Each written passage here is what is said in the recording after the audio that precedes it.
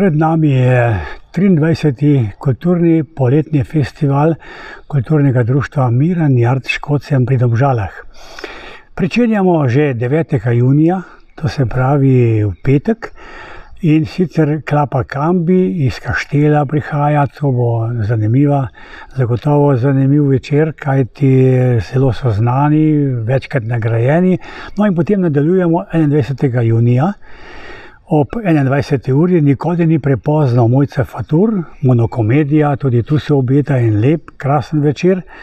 In potem smo že pri domači gledališki predstavi, ki jo vsako leto pripravimo. To se pravi lahko predstavo, lahko tudi opereto, ampak tokrat gre za domačo gledališko predstavo Komedija s petjem, kada se ženski jezik ne suče, in sicer avtor, dr. Vojmil Rabadan, pa seveda skladatelj, glasbeni producent Slavko Avsenik je pravzaprav ustvaril čudovito glasbo, tako da se bo prepletala glasba in pa gledališka igra.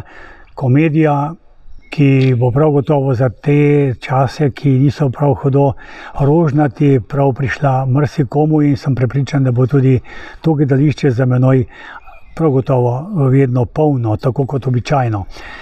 No in v tem festivalu se bo nadaljevalo še kar nekaj dogodkov, in sicer prihajata k nam v goste Bernarda Fink in Marcos Fink skupaj z Markom Hartlakom. To bo 26. avgusta ob 21. uri.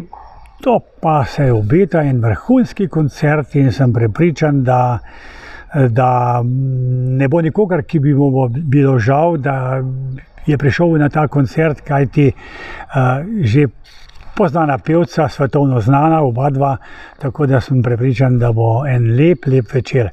Pa tudi prifarski muzikanti znajo narediti ob svojem 35. letu svojega delovanja čudovit koncert z gostjo Nuško Drašček. Seveda potem pa ostane nam še kar nekaj srečanj, sicer z Martinom Krpanom, pa policijski orkester v domeni Radio Ognjišča za otroke. To bo pa že 2. septembra popoldne ob 17. uri, tako da bodo tudi otroci prišli v tem gledališču na svoj račun. To bo res en krasen, čudovit dogodek. 9. september pa se obeta en velik dogodek. Res pri nas bo gostovala Ljubljanska opera, SNG Ljubljana, balet. Tukaj pa bodo nastopili zelo znani pevci, solisti Ljubljanske opere, orkester, baletniki.